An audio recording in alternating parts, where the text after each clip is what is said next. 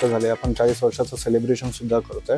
पण ह्याच्यामध्ये एक मोमेंट आहे की जे प्रोजेक्ट आपण स्टार्टला इनिशियली ज्यावेळेस आपण नाईक नवरे ॲज अ काहीच नव्हतं, ज्यांनी जस्ट स्टार्टअप होता, ज्यावेळेस दादासाहेबांनी हे प्रोजेक्ट सुरू केला, तर त्या टायमिंगमध्ये जे आपण प्रोजेक्ट डेव्हलपमेंट केले होते ते प्रोजेक्ट आज आपल्याला अप्रोच करतायत ॲज अ रिडेव्हलपमेंट. सो ह्याच्यापेक्षा ग्रेट थिंग कोणतीच नाही आहे की आफ्टर 40 इयर्ससुद्धा, म्हणजे कदाचित त्यांची सेकंड और थर्ड जनरेशन आहे जी परत आपल्याला अप्रोच करते ॲज अ आमचा प्रोजेक्ट तुम्ही रिडेव्हलपमेंट करा. सो ही एकदम बेस्ट आणि प्राऊड फिलिंगची गोष्ट आहे जी मी नाईक नवरेमध्ये एक्सपिरियन्स घेतो.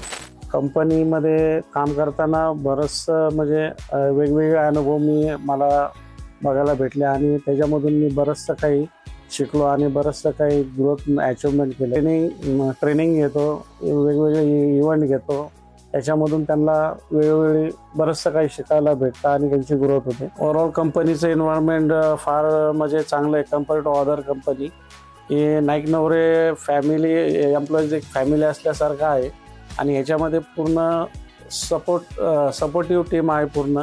नाईक नवरे त्यासाठी मी ॲज अ ज्युनियर काम करत असताना सुद्धा मला स्टेज वाईज मला जे प्रमोशन देऊन जे काय मला त्यांनी ते प्रोत्साहन दिलं आणि मला त्यांनी मदत भरपूर केली की मी ॲज अ ज्युनियरपासून कॉन्ट्रॅक्ट मॅनेजर या पोस्टपर्यंत पोचलो आहे.